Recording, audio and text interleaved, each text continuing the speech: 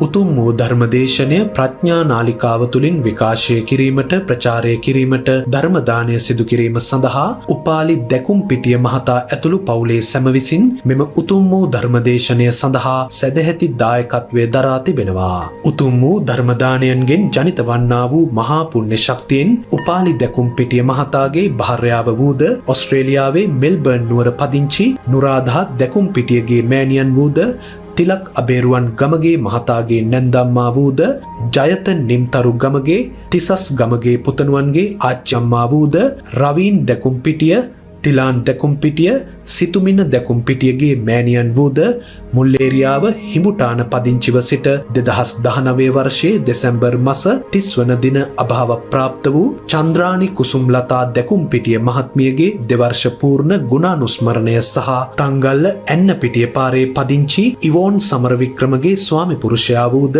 සහන් විජේසේකර දිලුම් විජේසේකර ශෙහානි විජේසේකරගේ පියාණන් වූද අනුරාධ පතිරගේ අයේෂාටිෂ් පබෝද්‍යා ජයසිංහගේ මාමා වූද 2020 වර්ෂයේ දෙසැම්බර් මාස 30 වන දින අභාව ප්‍රාප්ත වූ වෘත්තීය පුහුණු අධිකාරියේ අධ්‍යක්ෂව සිටි රංජිත් විජේසේකර මහතාගේ වර්ෂ පූර්ණ ගුණානුස්මරණය සිහි කිරීම පිණිස හා දෙපාර්ශවයේ දෙමාපියන් වූ නැසී ගිය රොබර්ට් දැකුම්පිටිය පියාණන්ට වයලට් දැකුම්පිටිය මෑණියන්ට මහගෙදර විතානලාගේ සුගුණහාමි මෑණියන්ට ගල් ඇටඹගේ නෝමිස් අප්පුහාමි පියාණන්ට හිඹුටානේ පදිංචිව සිට නැසී ගිය MD කුමුදුසේන ආර්යතිලක ගමගේ නාලනී දැකුම්පිටිය ගල්කිස්ස හේන පාරේ පදිංචිව සිට නැසී ගිය බර්ටි මාටිස් කළුතර එතන මඩල පදිංචිව සිට නැසී ගිය බැසිල් සමරවික්‍රම ධම්මිනී අයෝමා නානායක්කාර හේමලතා රාජපක්ෂ දෙල්ගොඩ මූකලානේ පදිංචිව සිට නැසී ගිය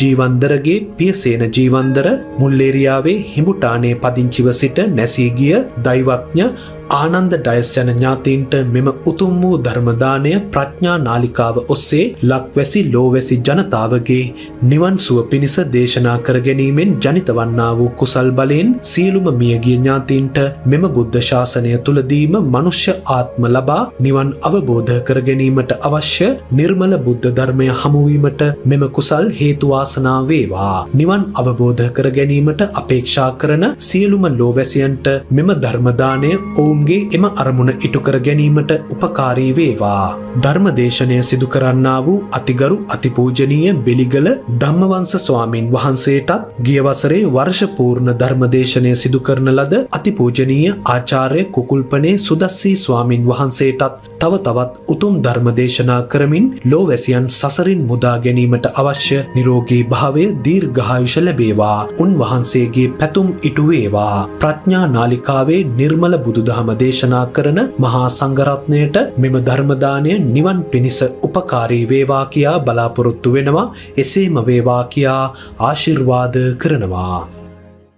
නමෝ තස්ස භගවතෝ අරහතෝ සම්මා සම්බුද්දස්ස නමෝ තස්ස භගවතෝ අරහතෝ සම්මා සම්බුද්දස්ස නමෝ තස්ස භගවතෝ අරහතෝ සම්මා සම්බුද්දස්ස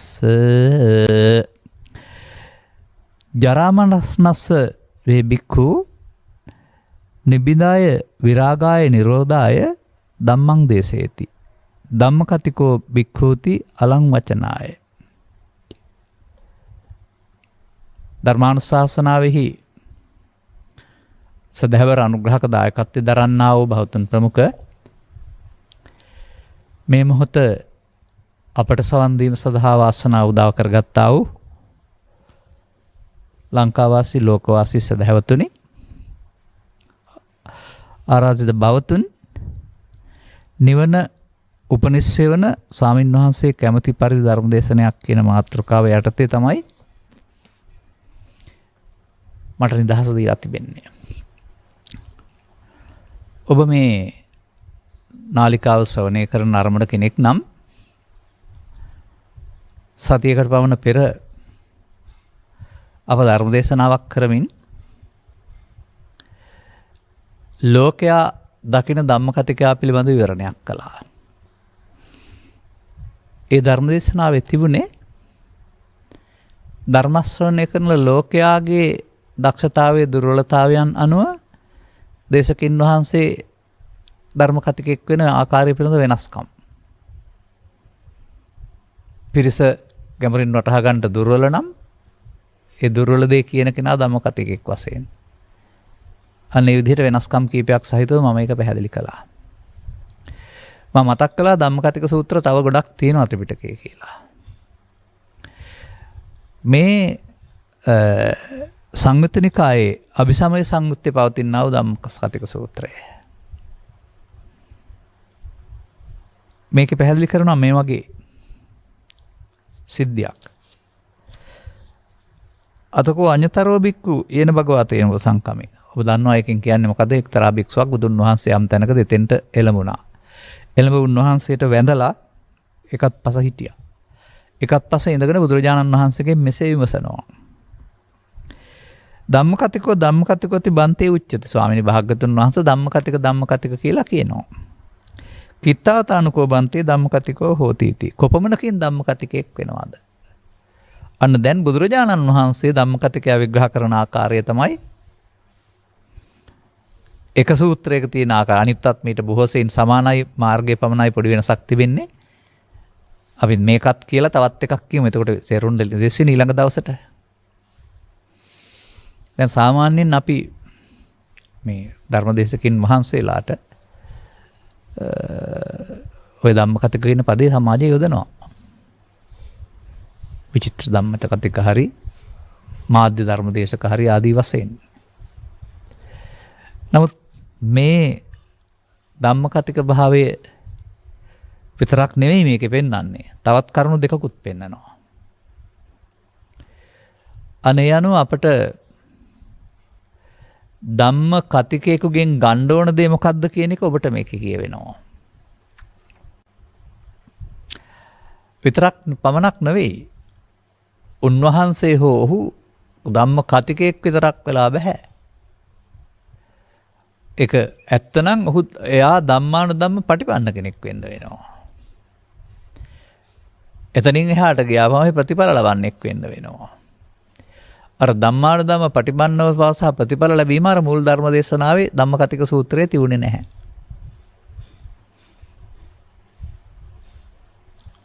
ඒ අනුව තථාගතයන් වහන්සේ වදාළ වචනේ තමයි මම ඔබට අර ඉදිරිපත් කළේ පෙර පළමුව.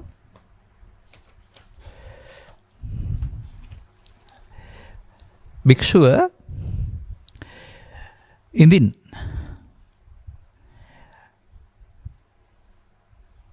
භික්ෂු තෙමේ ජරා මරණය පිළිබඳව කලකිරීම පිණිස ඒ වගේම නොයල්ම පිණිස සහ ජරා මරණ නැති කිරීම පිණිස දහම් දෙසානම් ඒ භික්ෂුව ධම්මකතිකයයි කීමට සුදුසුයි. එහෙනම් ඉහාත්ම වශයෙන්ම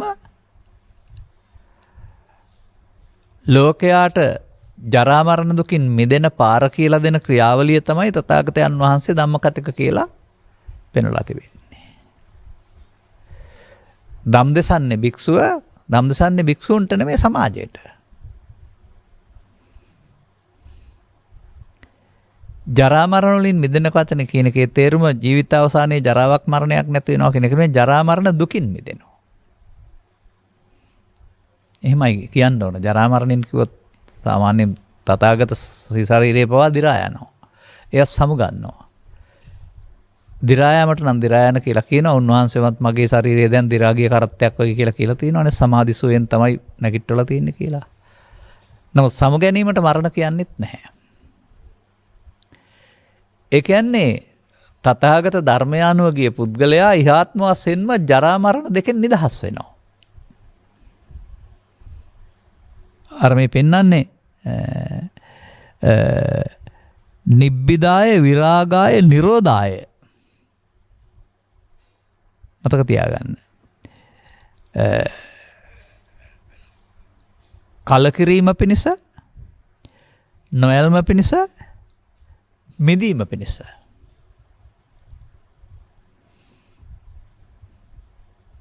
ඒක තමයි බුදුරජාණන් වහන්සේ මේ සූත්‍රය තුළ පෙන්වන්නා වූ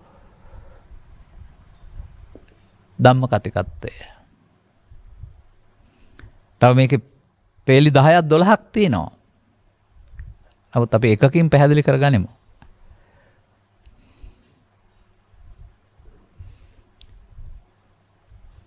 දැන් එතකොට අපි මේ ජරා මරණ කියන වචනට අදාළ අර්ථය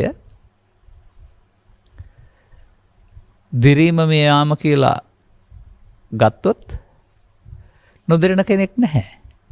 ශරීරය අතහරින කෙනෙකුත් නැහැ. අතහරින්න නැති කෙනෙකුත් නැහැ.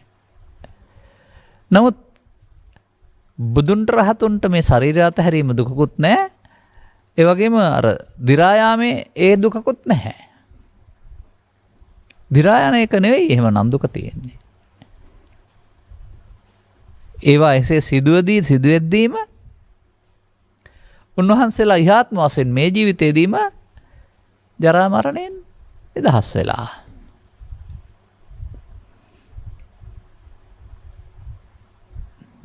දැන් ඉතින් මේකේ මේ පිළිබඳව තියෙන පෙළේ මං හිතන්නේ දහම් පෙළවල් 15ක් හෝ 12ක් තියෙනවා.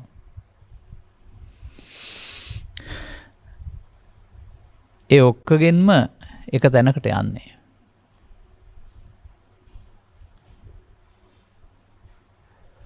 එබැවින් මේ පෙළ මම කෙටියෙන් කියලා එක තැනකින් ගන්නවා.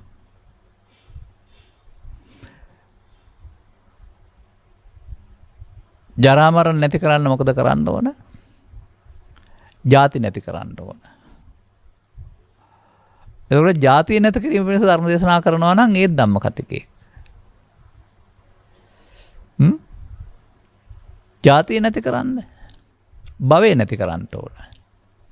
භව නිරෝධාය ධම්මං දේසේති. භව නැත්තම් ජාති නැහැ, ජරා මරණ නැහැ.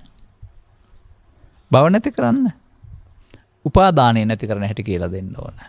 මේ එක එක දහම් පෙළවල් වෙනම තියෙන මතක තියාගන්න.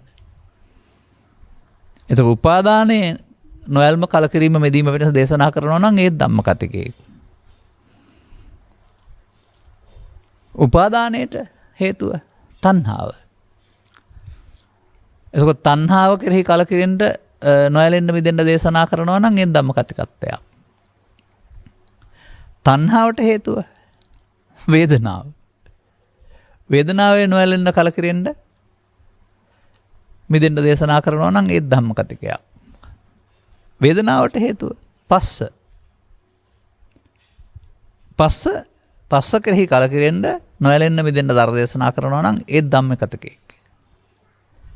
තව එහාටත් ඔබ දන්නවනේ මේ වචන ටික. සලායතන, නාම රූප, විඥාන, සංඛාර, අවිජ්ජා.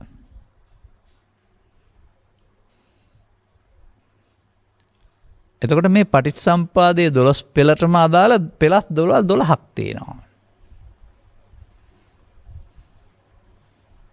මේ කොරිතෙන් පටන් ගත්තත් එක් දෙයක් කිරීමෙන් සියල්ල කරනවා.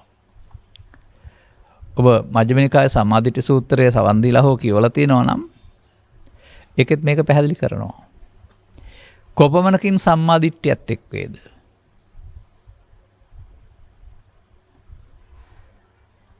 ඒකෙත් දුක දනීද හේතුව නැති උතන පමණක එතනින් එහාට තවත් ක්‍රමයක් ඇද්ද කියලා ගත්තාම ආයෙත් මේ ජරා මරණ වෙනලා අවිද්‍යාව දක්වාම ක්‍රම පෙන්වලා තිබෙනවා. තේරෙනවද බුදු සමයේ ධර්මදේශනාවල තේමාව? මිනිසාට ඉහාත්ම වශයෙන්ම තමන් පසුපස ලුහුබැඳ එන්නා වූ මේ ආතතිය අසීමිත දරාගන්ට බැරි දුක් ප්‍රමාණයෙන් නිදහස් වී ජීවත් වෙන පාර. ඒ අනුව යම්කිසි සමාජයක් තුළ අනාගත බුදුරජාණන් වහන්සේ දකින්ට යන්න හෝ උන්වහන්සේගෙන් ධර්මය අහලා මෙවැනි නිදහස් වෙන්න ධර්ම දේශනා කරනවා නම් එතකොට මේ ත්‍රිපිටකයේ ධම්ම කතිකත්වය එතන නෑ නේද? මා ඇතැම්මිට කියනවා දවස් 2700ක් ඉතිහාසයේ සිදුවෙන සෑම දේවල්ම තම තමන් ඉගෙනගත්ත විෂය නිර්දේශයන්ට අනුව බොහෝ දන්නවා. ලියන්න කියන්න පාඩම් කරන්න උගන්වන්නත් දන්නවා. ඒ ඇස 2700ක් වන්නා වූ ශාසන ඉතිහාසයට යමු නැරුණාම මොහොතක් ඔබ වෙත යොමු වෙලා නැහැ. අද මා දකිනවා මේ ඔක්කොම දැනගත්තත් කමක් නැහැ. ඔබ පමණක් දැනගත්තොත් ඔබ පිළිබඳව අර සහස්ස මපිච්චේ වාචා අනත්ත ප්‍රසංගිතා. ඒකං අත්තපදං සෙයියා වෙනවා. අර්ථයක් නැති වද 1000ක් ඇහුවට වඩා අර්ථයක් ඇති එක පදයක් අහලා සංසිඳනවා නම් ඒකනේ උතුම් කියලා පෙන්වන්නේ. ඒ නිසා මේ සමාජය බණ ගොඩාක් අවශ්‍යයි කියලා. විශාල දැනුමක් අවශ්‍යයි කියන සංකල්පයක ඉන්න එපා. මේ සූත්‍රය තුළම න්‍යාය 12ක් හෝ 13ක්. එක විස්තර කරලා තිබෙනවා. එකකින් දැනගන්න ඕන. කුමක් සඳහාද ආයෙත් බලන්න. ජරා මරණස්ස චේ බික්ඛු නිබ්බිදාය විරාගාය නිරෝධාය ධම්මං දේශේති.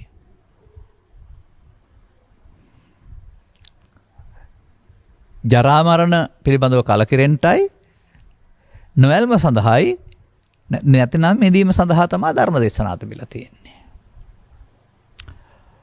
ඔබ මේ ජීවිතේ ක්‍රස් කරගන්නා වූ පුණ්‍ය සම්භාරයන්ගේ විපාකයේ මිනිසුන් අතර දෙවියන් අතර විඳින්න සංසාරේ ගමන් කරන්න ඒක සැපයි කියලා ප්‍රාර්ථනා කරනවා නම් ඔබට මේ හැම එකක් තුළම ජාති සහ ජරා මරණත් හම්බ වෙනවානේ. ඔබ ජරා මරණ හොඳයි කියලා කියන්නේ.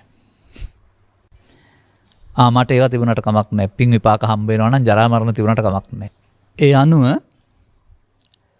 මෙම දහම් පෙළගේ කොතනින් පටන් ගත්තත් ඊට අදාළ කාර්යයට පෙර තියෙන කාරණේ නිසයි ඒ කාර්යය සිදු වෙන්නේ.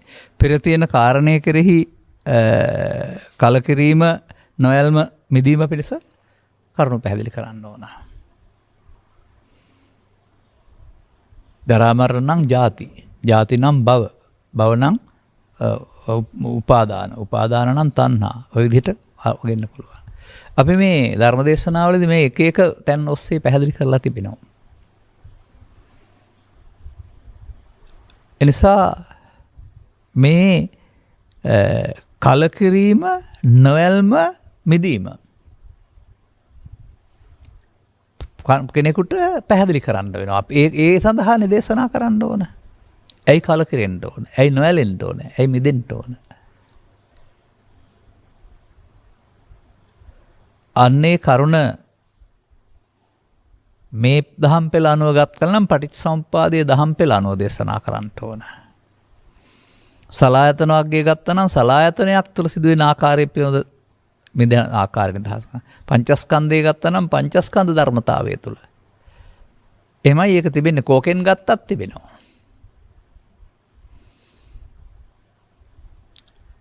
අන සවන් දෙන අයට අපි නම් මේ පෙළ මුලට මෙයමු අද. මුල මේක පෙන්වන්නේ අවිජ්ජාචේ බික්කු නිබ්බිදා විරාදාය නිරෝධාය ධම්මං දේශේතේනේ.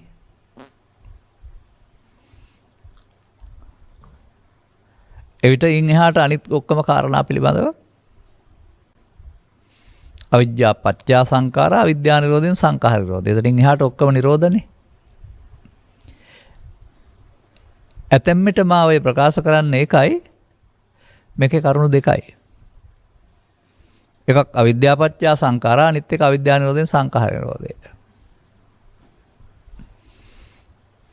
නමුත් අපට එහෙම හිතාගන්න අවශ්‍ය දැක්මක් නැත්තේ මේ දහම් පෙළ සිංහලට නගා පැහැදිලි කරන්නට යාමේදී සමාජයට මේ අවිද්‍යා පත්‍යා සංඛාරා පෙර ජීවිතයේ දෙයක් බවට එත්තු ගන්නවා තිබීම.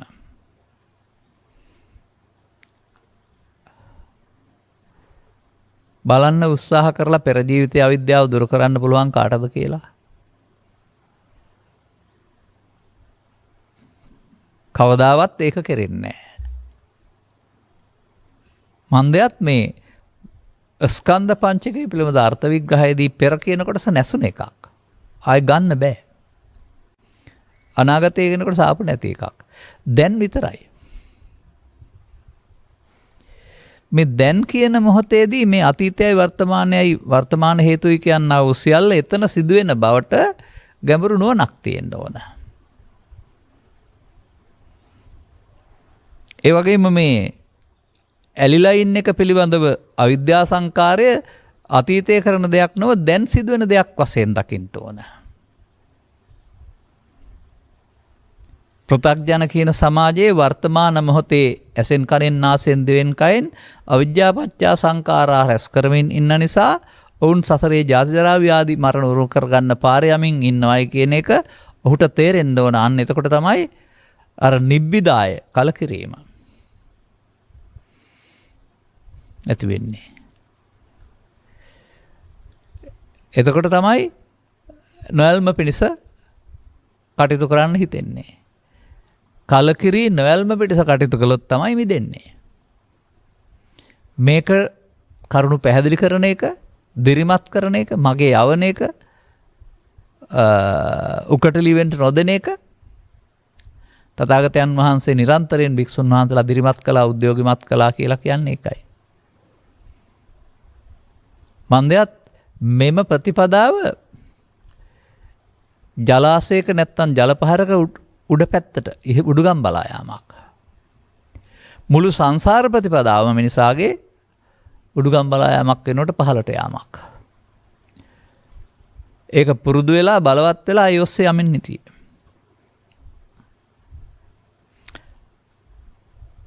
පහළට ගියොත් සයුරට, සාගරයට, ඕනෑම ගඟක් නදියක් කොහෙන් ගියත් වැටෙන්නේ තෙන්ටරනේ. මතක තබා ගන්න. ඒ වගේ පහළට යාම කියන්නේ අනුසෝතගාමී. අනුසෝතගාමී මොන පාරින් ගියත් සංසාරයට තමයි වැටෙන්නේ. සංසාරය නැමැති සාගරයට. ඒ අනුසෝතගාමී ප්‍රතිපදාව පෘථග්ජන පුද්ගලයා තුළ නරක එකක් වශයෙන් පාප මාර්ගය තුලත්, පුණ්‍ය මාර්ගය තුලත්, හොඳ එකක් වශයෙන් ධාන මාර්ගය තුලත් මේ පහළට යන එක තියෙනවා.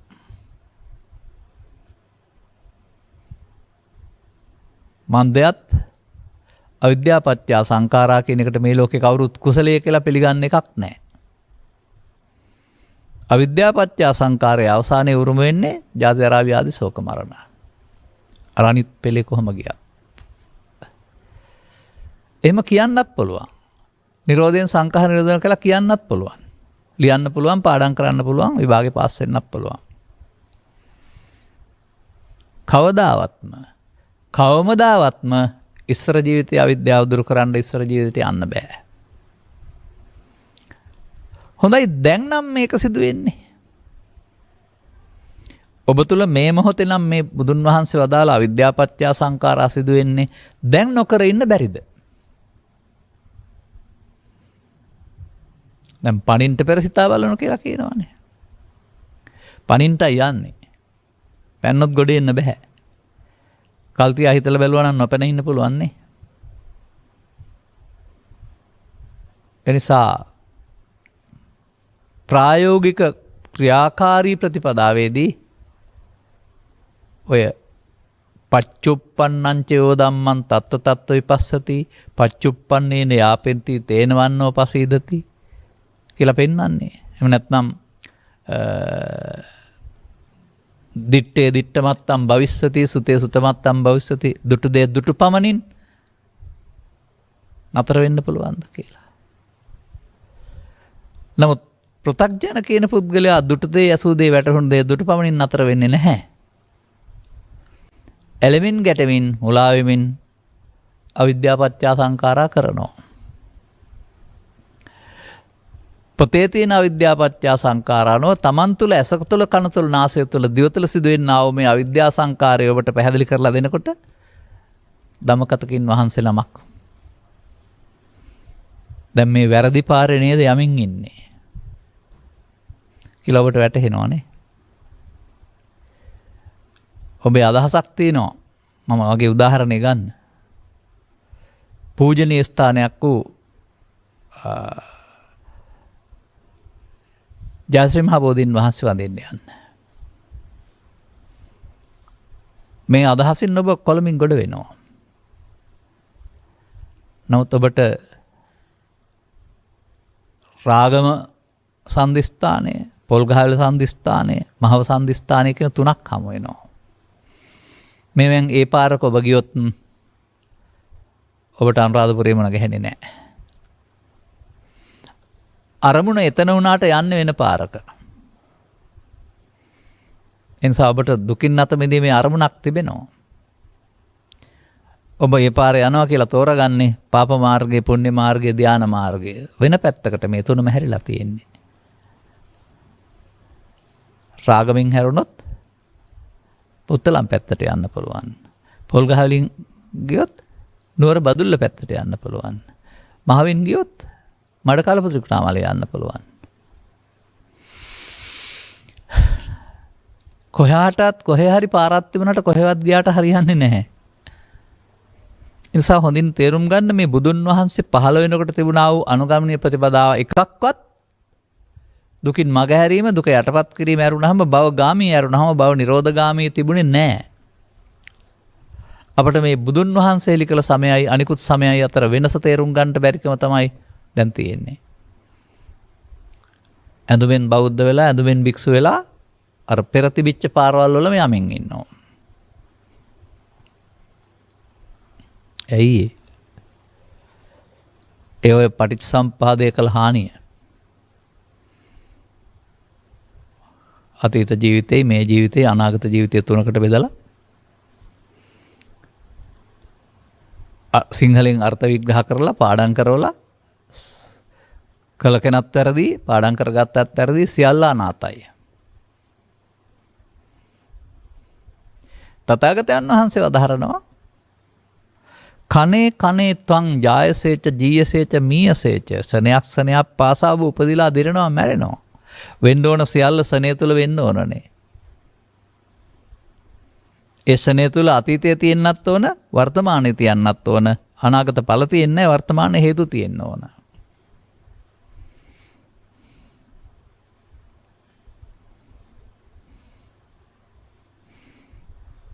අතීතයට රැවටුනොත් වර්තමාන ඵල, වර්තමාන ඵල ලැබුවොත් වර්තමාන හේතු.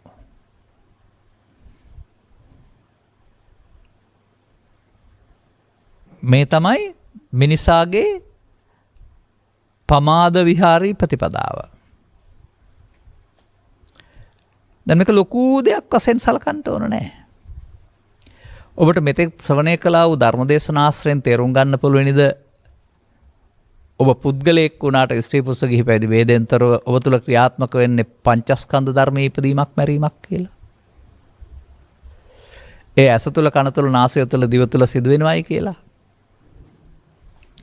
ඒකේ අතීතය කියන්නේ ඉස්සර ජීවිතේ නෙමෙයි, Taman තැබුවේ කෙතෙන්ට එන එක කියලා.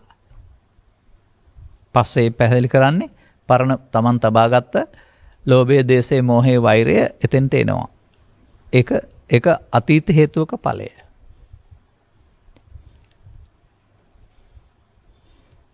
දැන් ඒකට එකතු වුණාම ඔබට වර්තමාන කර්ම රැස්වීම සිදු වෙන බව තේරෙනවද? වර්තමාන කර්ම රැස් වුණොත් අනාගත ඵල උපදින්න හේතුත් ඉතුරු වෙනවා කියලා තේරෙනවද? කන්නං කන්න විපාකං, සුක්ඛං සුක්ඛ විපාකං, කන්න සුක්ඛං කර්ණ කර්මය, කල විපාකය. කර්මය දැන් විපාකයේ මතුවට. කර්මය දැන් විපාකයේ මතුවට. ක්‍රියාන කර්මය දැන් විපාකයේ මතුවට. එහෙම කර්ම විපාක දෙකක් වශයෙන් බලන්න. දැන් මේ කර්ම වෙන්න ඇරලා විපාක නවත්තන්න බෑ නේද?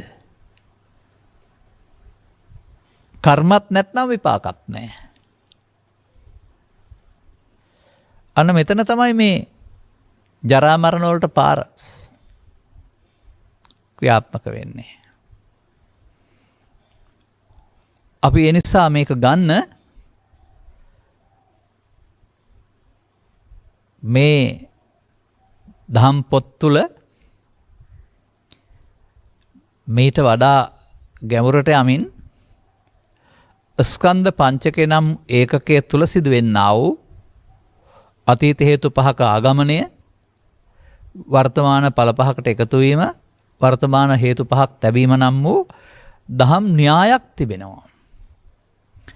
ඒකේ අතීතයේ ඉස්සර ජීවිතේ නෙමෙයි, අනාගතයේ මතු ජීවිතයත් නෙමෙයි. අතීතයේ වර්තමානයකට බලපෑ හේතු. වර්තමානයේ මුලා වීම නිසා අනාගත ඵල උපදින්න තබන හේතු එක තුලම.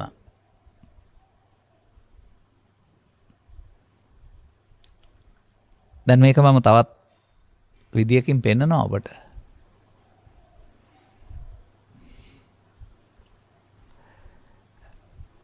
එතකොට ඔබ දකින්න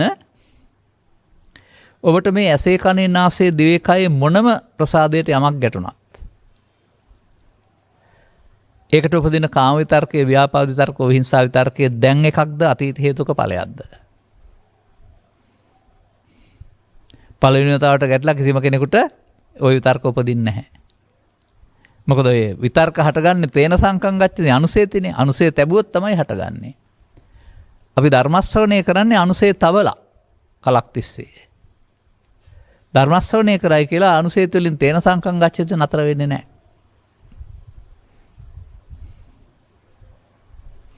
එනිසා වර්තමාන මොහොතේ කාම විතර්කයේ ව්‍යාපාද විතර්කයේ විහිංසා විතර්කයේ උපදින්න බලපාන්නා වූ සාධකය අවිද්‍යා සංකාර තණ්හා උපාදාන භව නම් වූ අතීත හේතු.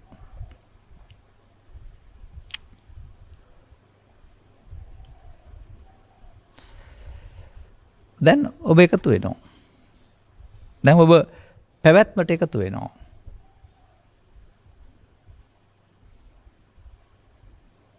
ඇහි කනේ නාසයේ දිවේ කයේ සිතේ විඥාන කියන වචනෙන් පෙන්වන්නේ ඒකයි. චක්කසෝත ගාන ජීවහා කාය විඥාන. නාම රූප සලආයතන පස්ස වේදනා. සලආයතනයන්ට බාහිර නාම රූප නිසා ඔබට අදාළ පස්ස වේදනා හට ගන්නවා. ඔබට අදාළ ලෝභයේද, දේශයේද, මෝහයේද, ඊර්ෂ්‍යාවද, ක්‍රෝධයේද, වෛරයේද අඩුුන්ද වැඩි එකද? දැන් ඔබ මොකද කරන්නේ? මල අතීතයක් මෙතෙන් ඩලන් තලු මරනවා. මලවිනියක් කර තබාගෙන යනවා. දැන් ඒ ඵලය. දැන් මේ ඵලයත් එක්කලාම ඔබ එතෙන්ට එකතු වෙලා ඉන්නේ. මමත්වෙන් අරන් ඉන්නේ. විතර්කයටපත් වෙලා ඉන්නේ කාම ව්‍යාපාද විතර්ක. එකතු වෙලා. දැන් එහෙනම් ඒ කර්මය සිද්ධ වෙනවා. එහෙනම් කර්මය සිද්ධ වීමේදීමත් තණ්හා උපාදාන වා විද්‍යා සංකාරම් වූ වර්තමාන ඵල ඉතුරු වෙනවා. තණ්හා උපාදාන බව අගට තියෙනවා නේද අවිද්‍යා සංකාරා කියලා. ඒක අතීතයේද දැන්ද වෙන්නේ. මෙන්න මේක නැවැත්තුවොත් නේද අවිද්‍යා නිරෝධයෙන් සංඛාර නිරෝධය වෙන්නේ. අතීතයට යන්න බෑනේ. මේක නම් තව වෙලා නැහැ. පරිණත පරිසිතා බලන කිව්වේ එකයි. වෙන්නේ නැතුව අන්න තථාගතයන් වහන්සේ මේ සසර හදන එකේ නිමාවක් නැති බව කාමරූපාරූප භවත්‍රය ඔස්සේ හදලා යන්න තියෙන ගමන නිමාවක් නැති බව ගැලවෙන්න කියලා දෙන්න කෙනෙක් නැති බව පැහැදිලි කරනකොට නිබ්බිදාය කලකිරීම පිණිස කරුණු පැහැදිලි කිරීම වෙනවා. එhmenan ඊට පස්සේ කලකිරුණා නම් ඇල්මයි අනාගතේ හදන්නේ. ඒ නිසා ඇල්මට කියනවා තණ්හා උපාදාන බව කියලා නොඇල්ම පිණිස. මෙහෙමයි නොඇලෙන්නේ.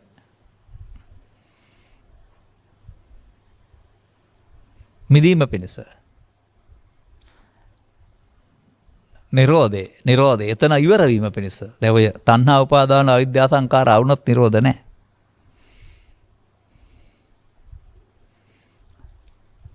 අන්න තථාගත බුදු පියාණන් වහන්සේ පිරිසක් එක් රැස් කරගෙන භික්ෂුන් හෝ හමු වෙන අය හෝ මේ තමන් පිළිබඳව ඇතිවෙන්නා වූ ඇතුළත සිදුවෙන්නා වූ මේ වට්ටගාමිනී ස්වභාවයේ ඉවරයක් නැති චක්‍රය පිළිබඳව ඔවුන්ට අවබෝධයක් ලබා දෙන්න ධර්ම දේශනා කරුවා. ඇරුණාම අපේ රටේ අද පවතින ආකාරයට වෙනත් අරමුණු මුල් කොටගත් ධර්ම දේශනා තිබුණායි කියලා මම දකින්නේ නැහැ. වෙනත් අරමුණු මොනවද කියලා මම විස්තර කරන්න යන්නේ නැහැ. ඒක Taman තේරුම් ගන්න. මේ මුඛ්‍ය පරමාර්ථය තියෙන්න ඕන.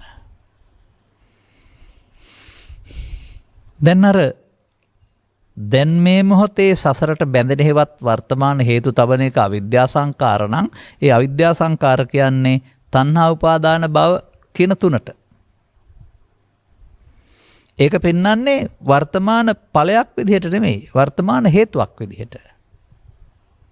මේ තණ්හා උපාදාන භව අරමුණතල සිදු වෙන්නේ ඊට එහායින් පවතිනා වර්තමාන ඵලය තුලයි. වර්තමාන හේතු තැබීම සිදු වර්තමාන ඵලයට එකතු වීම තුල. වර්තමාන ඵලය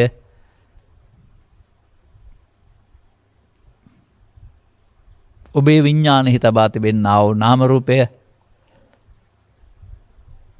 සලආයතනෙන් මතුවෙනවා. සලආයතනට බාහිර දෙයක් ගැටෙනකොට මේක මතුවෙලා ඔබ එය පස්ස බවට පත් කරගෙන එවිඳිනවා. සෑම විටම පෘථග්ජන පුද්ගලයාගේ වර්තමාන මොහොත මලකුණක් රස විඳීමක්. මල අතීතයක් අරගෙන විඳවීමක්. තිබෙන දෙයක් නෙමෙයි සිතුවිල්ලට අගයක් හේතු කොට දෙයක් කොට කෙනෙක් කොට තැනක් කොට කාම විතර්කයෙන් ව්‍යාපාද විතර්කයෙන් විහිංසා විතර්කයෙන් හිස් අසාර නැති දෙයකට ඇලීමක්. ඒ නිසාම සතර හැදෙනවා අවිද්‍යා සංකාරය. දැන් එහෙනම් මේකට නොයල්ම ඕනේ. ඒ විතරක් නෙවෙයි නොයල්මෙන් මිදීමක් තියෙනවානේ. නිරෝධය. හොඳයි දැන් ගලන්න. තවත් සූත්‍රයකින් අරන් බලන්න. ඔය බුදුන් වහන්සේට වරදින්න බෑ කියන්නේ මම ඒකයි. මොනම සූත්‍ර පාඨයක් ගත්තත් ආපහු පෙන්වන්නේ ඉමේ පංච උපාදානස්කන්ධේ අනිච්චතෝ දුක්ඛතෝ අනාත්තතෝ යෝනිසෝ මනසිකරන්තෝ. ඔය එක පෙළක්. අර ඉමේ කියන්නේ මෙම කියන්නේ ජීවිතයේද? නෑ මෙම කියන්නේ ඇසෙන් කනින් නාසයෙන් දිවෙන් හටගත්තා වූ රූපේ ශබ්දේ ගන්ධය රසය නිසා හටගත්තා වූ අර අතීතය හිතට ආපු එකට. ඔබ දැන් ඒ තුල ඉන්නේ. මේ සත්‍යයක් කියලා පිළිගත්තොත් තමයි වර්තමාන ඵල සහ වර්තමාන හේතු එකතු වෙන්නේ. ඒක පස්ස වේදනා තණ්හා උපාදාන භව විද්‍යා සංකාර කියන පද දෙකේ තියෙනවා. ඒ පිළිෙන් ගත්තොත්. නැත්නම් විඥාන නාම සලයතට පස්ස වේදනා කියන එක වර්තමාන මොහොතේ. තණ්හා උපාදාන භව විද්‍යා සංකාරා කියන එක මේ මොහොතේ නිදිගත් සිතට යට සිතට යන්නා වූ කාරණා. ඒ තණ්හා උපාදාන භව කියන තුනටම තමයි අවිද්‍යා සංකාර. එහෙනම් ඇසෙත් කනෙත් නාසෙත් දිවෙත් අරමුණට එකතු වීම මුලාවීම තුළ ඔබ අවිද්‍යා සංකාරයක් කරනවා. දැන් නොයල්ම කලකිරීම නොයල්ම ගැලවීම පිණිස මෙන්න මේ මෝඩකම කරන්න එපා කියලා උන්වහන්සේ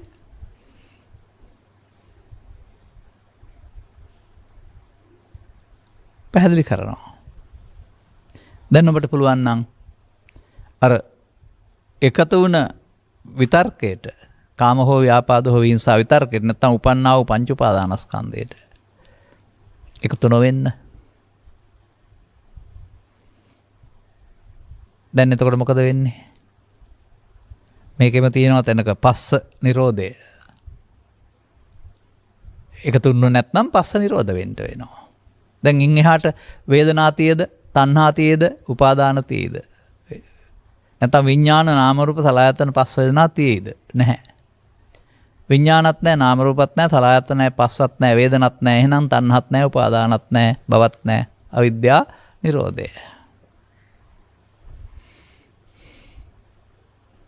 දැන් මේ නියපොත්තෙන් කැඩුවා. ගහ. පොරවෙන් කපන්න ලොකු වෙන දුන්නේ නැහැ. අන්න තථාගතයන් වහන්සේ මේ සසර හැදෙන හැටි කර්මය සහ විපාකයේ කර්මයට එකතු වීමෙන් විපාකයේ සකස් වෙන හැටි විපාක කර්මය මේ මොහොතේ විපාකයේ අනාගතයේ පැහැදිලි කරමින් කර්ම විපාක දෙක නවත්තන්නට කන්නම් කන්න විපාකං තස්ස පහනාය සුක්ඛං සුක්ඛ විපාකං තස්ස ප්‍රහාණය පිණිස මේ මුලින් කඩන හැටි පැලහැටිය පැලවිලා තිබෙනවා. නමුත් පොරවෙන් කපන්න ලොකු වෙන්න දෙන්නේ නැතුව නියපොත්තෙන් කඩා දාන්න හැටි උගන්වනවා. මෙන්න මේ කටයුත්ත කරන්නට මේ කාම විතර්ක ව්‍යාපාද විතර්ක විහිංසා විතර්ක ඕන එකකට එකතු නොවෙන්න දරා ගන්න පුළුවන් උත්සාහය තමයි කන්ති පරමන් තපෝතිතික්කා. දැන් ඔන්න තථාගත බුදු පියාණන් වහන්සේගේ ධම්ම කතික භාවය.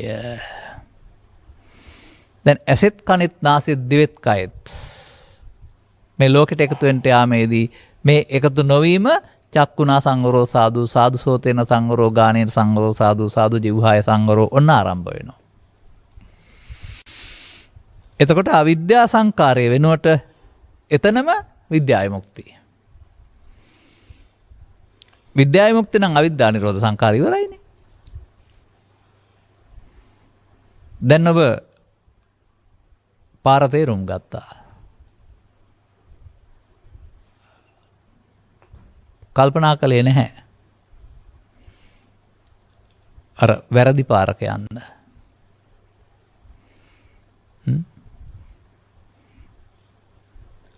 ඔබ කෙලින්ම උතුරු දුම්රිය මාර්ගයේම යනවා.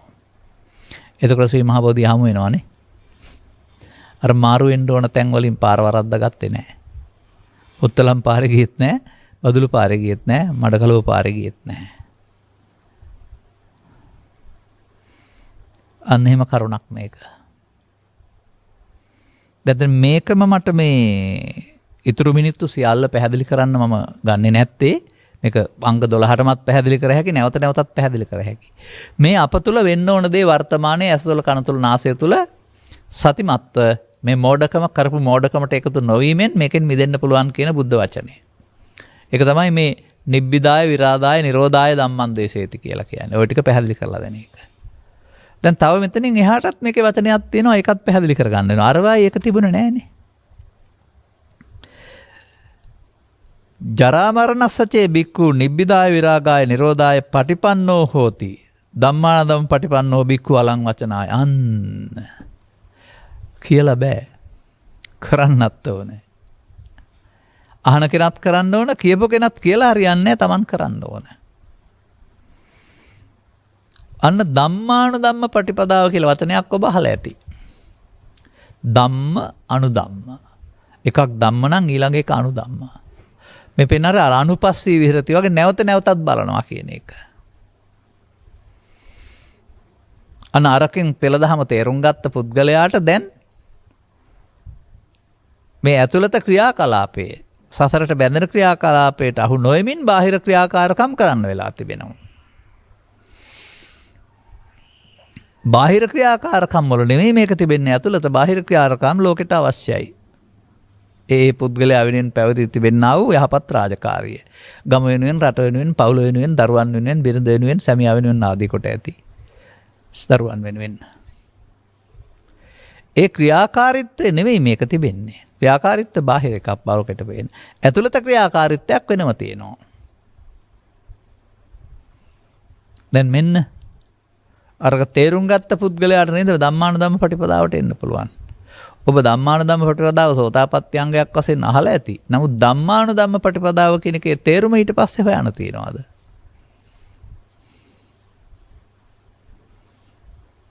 අර ඔබ ඉගෙන ගන්න පියවරෙන් පියවර කියලා, ස්ටෙප් බයි ස්ටෙප් කියලා. අන්න ඒ වගේ මේක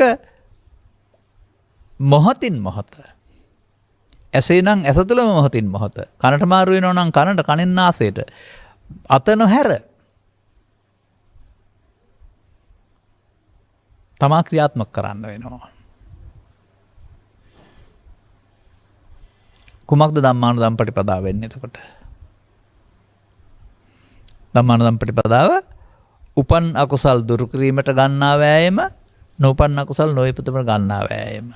ඒකම උපන් කුසල් දුරු කිරීමට ගන්නා වෑයම, උපන් අකුසල් නොඋපන් කුසල් ඉපදීමට ගන්නා වෑයම. මේ හතරක් එහෙම නෙමෙයි. මේ වැඩේ කරනකොට වර්තමාන මොහොතේ චිත්තාභ්‍යන්තරේ පවතිනා වූ ටික උපන් අකුසල් එකතු නොවීමෙන් දුර වෙනවා. එකතු වෙලා අනාගත ඵල උපදින්න නොතැවීමෙන් නූපන් අකුසල් නූපදිනවා. එකතු වීමෙන් දුර වීමෙන් නූපන් කුසල් උපදිනවා. නැවත නැවත කිරීමෙන් උපන් අකුසල් වැඩි දියුණු වෙනවා. ස්කන්ධ පංචකය තුල දකින්න.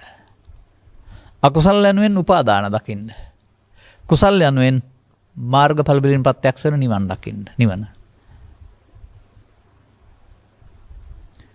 ඔන්න බුදුරජාණන් වහන්සේ උපන් මිනිසාට මහලු වෙන කල් ඉන්නේ නැතුව ජීවිතය තුළ හැකිතාක් ඉක්මනින් එදිනදා ජීවිතයේදී මෙන්න මෙහෙම පාරකට එන්න කියලා කියනවා. ඔන්න ධර්මස්සවනේ ප්‍රතිඵලයක් වශයෙන් කෙනෙකුට මේක කරන්න පුළුවනි නම් අවතීර්ණ වෙන්න පුළුවනි නම් තවත් සූත්‍රවල සඳහන් ඔහු මාරයා පරාජය කරන්න එළඹුණ කෙනෙක්. මාරයා සමග සරණට එළඹුණ කෙනෙක් කියලා තියෙනවා. මාර පරාජය කළ මුනිදුන්ගේ කරුණාසීතල මෙද්දහරා කියලා ගීතයකුත් තියෙනවානේ. මාර පරාජය කළ මුනිදුන් ඔබටත් මාර පරාජය උගන්වනවා. අරක ගායනා කරන එක ආමිස පූජා පැත්ත විතරයි උගන්වපු දේ කළොත් ප්‍රතිපත්ති පූජාව.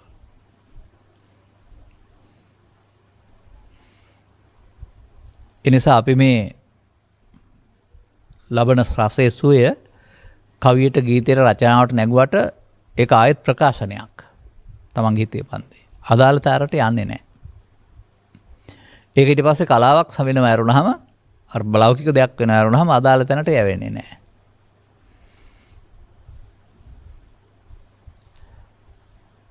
මෙන්න මේ කරුණ. දැන් මෙතන බික්කු කියන එකේ තේරුම දැන් ගන්න එපා හාමුදුරන්ට විතරයි කියලා හැම. මා දකින්නේ ඒක අනුගමනය කරනවා නම් ඇඳුමක වුණත් ඒකයි බුදු සසුනේ භික්ෂුත්වය.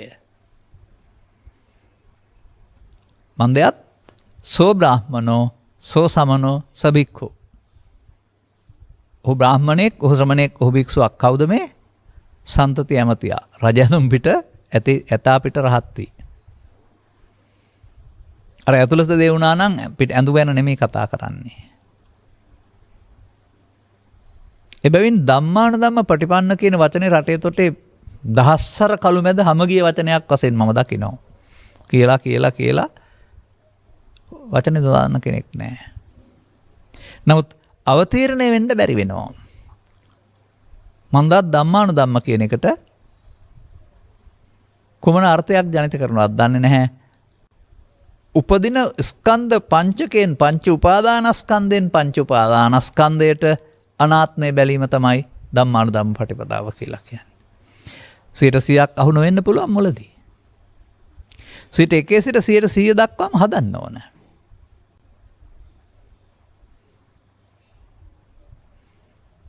ඔන්න ධම්ම කතික භාවයෙන් මෙහා පැත්තට ධම්මානුධම්ම පටිපන්න. මේ ධම්මානුධම්ම පටිපදාව පවතින්නේ මාර්ගඵලලාභීන් තුල නේද?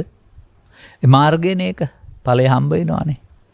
අර පටිසෝතගාමී මාර්ගයේ අර අවිද්‍යාව දුර වෙනකොට අවිද්‍යා සංඛාර නැත්නම් විද්‍යා විමුක්ති කියන්නේ ඵලයනේ.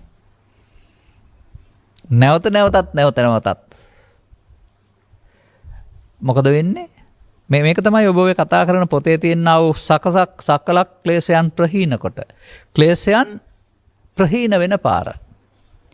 එකතු වීමෙන් ප්‍රහීන වෙන්නේ නැහැ. බලවත් වෙනවා, අඩු දියුණු වෙනවා. එකතු නොවීමේදී ඔහුට තැනක් හම්බ වෙන්නේ නැතුවම ඔහු යා යුතුයි. ඔය යමෙක් එනවා වාඩි වෙන්න අසුන් පනවා තියෙන තැනක. ඔහුට වෙන කරපු ආසනයක් නැහැ. කවුරුත් පිළිගන්නේ නැත්නම් ඔහු යන්න ඕනනේ. Tamanට තැනක් නැහැ කියලා. ඒ නිසා මේ ප්‍රතිපත්තිකාමී බෞද්ධයාගේ ජීවිතේ කාම විතර්කයට, ව්‍යාපාද විතර්කයට, විහිංසාව විතර්කයට එකතු වෙන තැන දෙන්නේ නැහැ. පහාන. එතකොට මේ මොහොතේදීම වෙන්න තිබුණ අවිද්‍යා සංකාරය නැත්නම් කර්ම සහ විපාක, කර්ම සිදු නොවි විපාක නැතුව ඉවර වෙනවා. එතකොට විද්‍යා විමුක්තිය නේද? දැන් දහම් පෙළ මේක තුළ පවතිනවා. තේරුම් ගත්ත අය දේශනා කරනවා. තේරුම් ගත්ත කෙනාට අනුගමනය කරන්නත් පුළුවනි. තේරුම් ගත්ත කෙනත් අනුගමනය කරන්න ඕන කිව්වට වෙන්නේ නැහැ. අහන අයත් තේරුම් අරගෙන අනුගමනය කරන්න වෙනවා. අනේකයි තථාගතයන් වහන්සේ අර බහුකාර වැනි සූත්‍රවල පෙන්ලා තිබෙන්නේ අන්‍යෝන්‍ය උපකාරයක් කරන්න තියෙනවා. සිව්පස්සේ උපයන්නා සිව්පස්සේ නැති කෙනාට දෙන්න ඕන. එදා සසුනේ ගිහි සමාජයේ සිව්පස්සේ උපයන්නෝ භික්ෂුන් ධර්ම දේශනා සඳහාම වෙන් වෙච්ච අය තැනක නතර වුණේ නැති සෞපේමක් නැහැ. ඒ නිසා ඒ තියෙන දේ අර පැත්තට දෙන්න ඕන. මේකට ප්‍රතිඋපකාරයක් වශයෙන් ඔවුන්ට මේ ධම්මානුධම්ම පටිපදාව කියලා දෙන්න වෙනවා. සිව්පසෙන් දෙන්නගේම බඩගින්නයි නෙවෙන්නේ ඊට එහා දෙයක් ලැබෙන්නේ නැහැ. දුන්න කෙනාට අනාගත විපාකයක් සඳහා ලෞකික විපාක සඳහා ආයවර්ණ සැබ්බල හිමි වෙන්න පුළුවනි. දෙදෙනාගේම දුකින් මිදෙන්නේ ධම්මාන ධම්ම පටිපදාවෙන්. සුමනා සූත්‍රයේ ඉන්න යාළුවෝ දෙන්න නිවන් ලැබුවේ සර්දාවෙන් සීලෙන් නෙමෙයිනේ. දානෙන් සීලෙන් නෙමෙයි ප්‍රඥාවෙන්. මෙන්න මේ කරුණ තේරුම් ගන්න.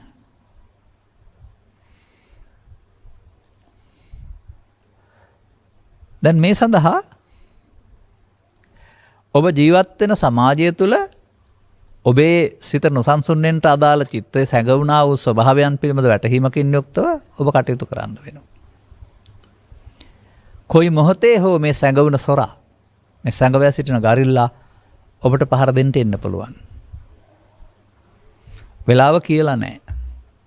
වෙලාව මම දන්නවා වර්තමානයේ කියන්නත්. නමුත් හේතු යෙදෙන්න වෙනවා.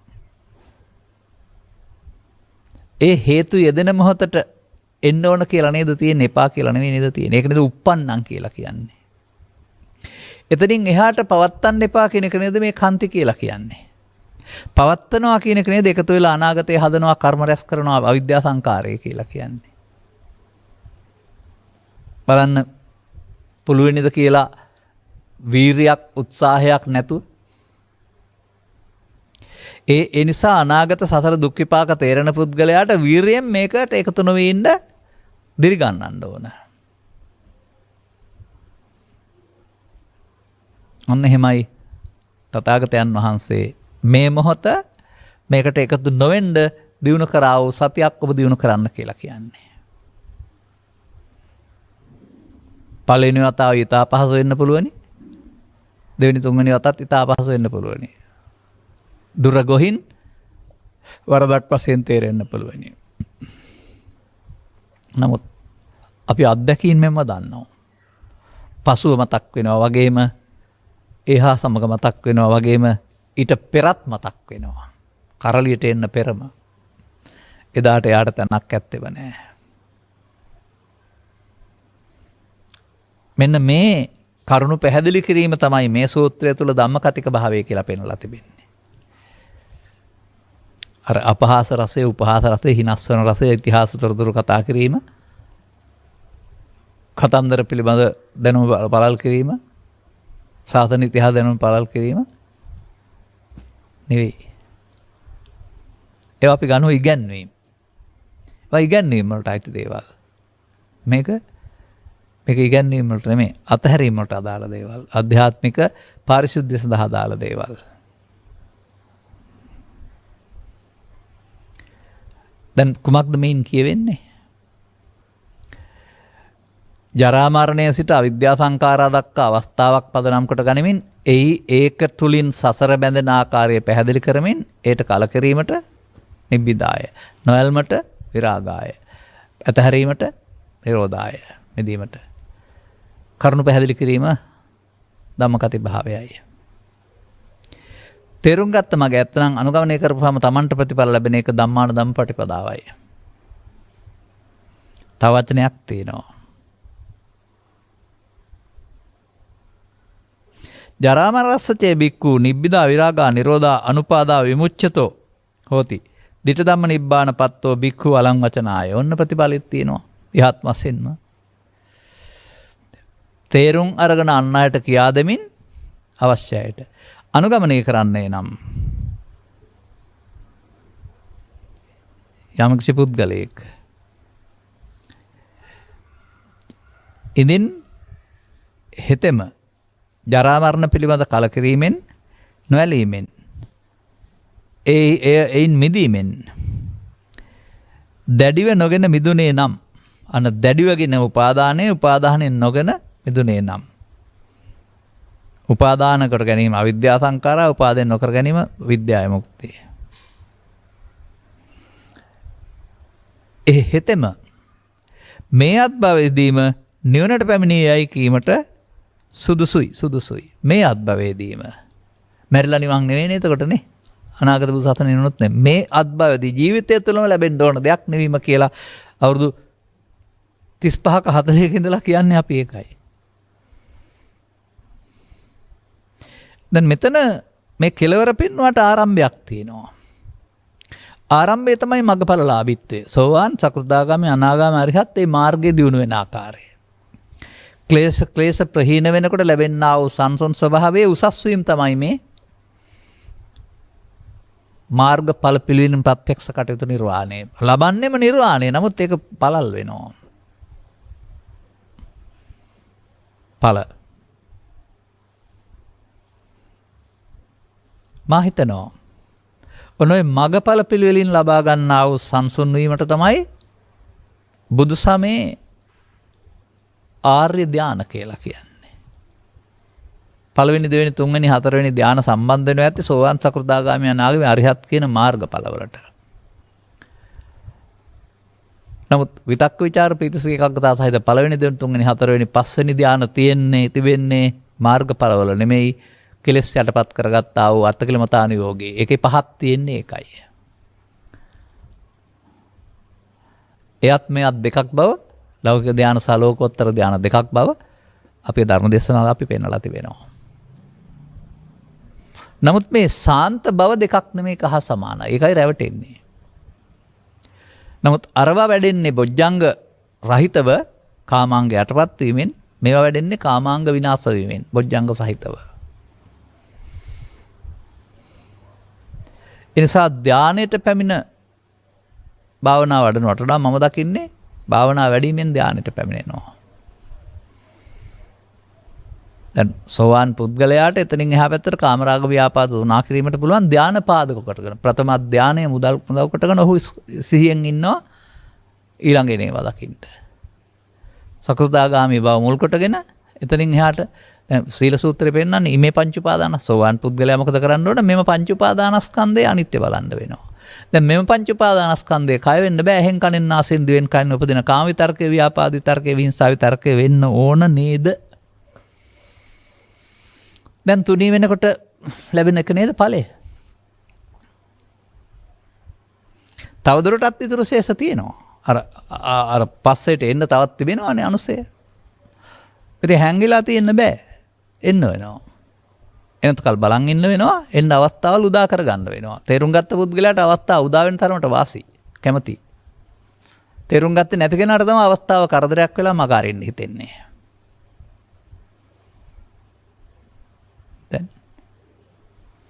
දැන් මොකද කරන්නේ? මාර්ගඵල පිළිවෙලින් ප්‍රත්‍යක්ෂ කටයුතු නිවීම මේ ජීවිතයේදීම නිවුණ කෙනෙක් බවට පත් වෙන මාර්ගය යනවා. මේ ධම්මකතිපකා භාවය දේශකින් වහන්සේලා තුළ විද්‍යාමාන විය යුතුයි නේද? උන්වහන්සේලායි මගේ ආ යුතුයි නේද? ශ්‍රාවකින් මේ මගේ යන්නන් බවට පත් කළ යුතුයි නේද? එය පොත තුළ පවතිනා වූ අනුගමනයක් නැති වාචික ක්‍රියා මාර්ගයකට පත් වුණ සම්බුදු සසුනක ඔබ හිටියා නේද? තාමත් එබඳු මතවල මත පතුරවන්නන් අතර ඒ මත දරන්නන් රටේ විශාල වශයෙන් ඉන්න බව ඔබ දන්නවද? අපි ඔළුවෙන් හිටගෙන කියන්න හැදුවත් ඔවුන් ඒක පිළිගන්න සූදානම් නැහැ. එහෙම සමාජයක් තිබෙනවා. නමුත් ඒ මතු මේ කටයුත්ත කරන බලාපොරොත්තුෙන් යන ගමනට සමාජය නොදන්නාකමින් හැඩ ගැහිලා පෙළබිලා ඒක ඇබ්බැහි වෙලා ඉන්නේ. ඇබ්බැහි වෙලා කියන එකේ තේරුම උපාදාන වෙලා ගැලවෙන්න බෑ කියන එක. මෙනිසා කරුණු පැහැදිලි කිරීමේදී විශාල මිත්‍යා දෘෂ්ටි ප්‍රමාණයක් තුනී කරමින් කරුණු පැහැදිලි කරන්න වෙලා තිබෙනවා. ඒ මිත්‍යා දෘෂ්ටි පැහැදිලි කිරීමේදී අපට කිසිදාකාරයක කෙනෙකුට රිදවන්න පහර දෙන්න බලාපොරොත්තුවක් නැහැ. නමුත් මිත්‍යා දෘෂ්ටිය වශයෙන් පෙන්වන්න ඕන නැත්තම් තේරෙන්නේ නැහනේ. ඒකයි මම රැතැම් විට කියන්නේ වට්ටෝරුව තිබෙනවා බෙහෙත් ගෙදර ගෙනත් තියාන තිබ්බට නම් ලෙඩේ හොඳ වෙන්නේ නැහැ. නැවත කිව්වලා පාඩම් කරගත්තත් ලෙඩේ හොඳ වෙන්නේ නැහැ. වට්ටෝරුවේ තිබෙන්නේ බෙහෙත හදාන බොන්න කියලා. එබැවින් මේ තථාගතවරු ලෝට හෙළි කළා වූ ධර්ම න්‍යාය ලොයින් වසං කරන්න, අනුගමනය නොකරන්න, මුලා මගට යොමු කරන දේ දැන කළත් නොදැන කරත් විශාල වරදක්. සමාජයේ නැවත නැවතත් දුකට පත් කිරීමක්. මේ සමාජයේ ඔය පේන දුක් බහුල වේගෙන එන්නේ ඔය පෘථග්ජන සංකාව ඉහළ යන එක සහ ඔවුන්ගේ ලෝභ දේශ මොහ බහුල වෙන එක. එබැවින් වහා සක්‍රිය කළ යුතු මිනිසුන්ගේ හදවත්වල වහා සක්‍රිය යුතු ප්‍රතිපදාවක් වශයෙන් මම දකිනවා. එබැවින් එවඳු ධම්මානුධම්ම ප්‍රතිපදාවක් දේශනා කරන්නව දේශකින් වහන්සේලා සවන් දීලා ඔබත් අනුගමනීය ප්‍රතිපදාවක් තුළින් මේ මාර්ගයටපත් වෙන්න. ඔබට ඒ සඳහා ප්‍රඥාස පහළ වේවායි කියන සුභාශිංසනය කරමින් මම ධර්මානුශාසනාව මෙසේ අවසන් කරනු ලබනවා. මෙම උතුම් ධර්ම දේශනය සඳහා සැදැයි දායකත්වය දෙනු ලබන්නේ උපාලි දකුම්පිටිය මහතා ඇතුළු පවුලේ සැම විසිනි. අරමුණ උපාලි දකුම්පිටිය මහතාගේ භාර්යාවද ඕස්ට්‍රේලියාවේ මෙල්බන් පදිංචි අයන්නක් නැද්ද මන්දා නුරාදා දකුම්පිටිය මෑණියන් වූද. නුරාදා හෝ අනුරාදා වෙන්නත් පුළුවන් දෙක එකක් හදාගන්න. මෑණියන් වූද නුරාදා දකුම්පිටිය මෑණියන් වූද නැත්නම් අනුරාදා දකුම්පිටියගේ මෑණියන් වූද.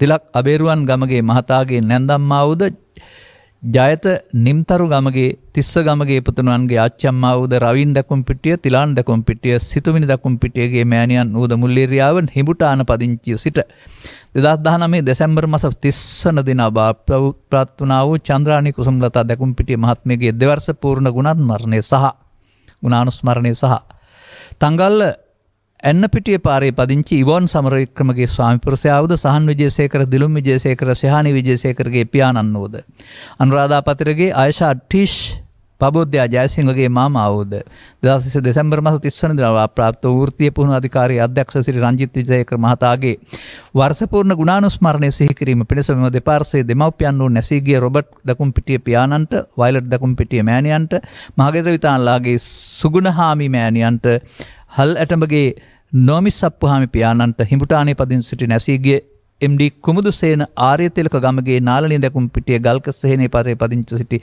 නැසීගේ බර්ටි මාටිස් කලුතර එතන මඩල පදිංචි සිට නැසීගේ බැසිල් සමරවික්‍රම දම්මිනී අයෝමා නානායක්කාර හේමලතා රාජපක්ෂ දෙල්ගොඩ මූකලානේ පදිංචි සිට නැසීගේ ජීවන්දරගේ පියසේන ජීවන්දර මුල්ලිරියාවේ හිඹුටානේ පදිංචි සිට නැසීගේ දෛවඥ ආනන්ද ඩයස් යන ඥාතීන්ට මෙම උතුම් ධර්ම දානයේ ප්‍රඥා නාලිකාව ඔස්සේ ලක්වැසි ලෝකැසි ජනතාවට නිවන් සුව පිණිස දේශනා කර ගැනීමෙන් ජනිත වන්නා වූ කුසල් බලයෙන් සියලුම මියගිය ඥාතීන්ට මෙම බුදු සාසනය තුලදීම මනුස්සාත්මයක් ලබා නිවන් අවබෝධ කර ගැනීමට අවශ්‍ය නිර්මල බුද්ධම හමු වීමට මෙම කුසලයේ හේතු වාසනා වේවා.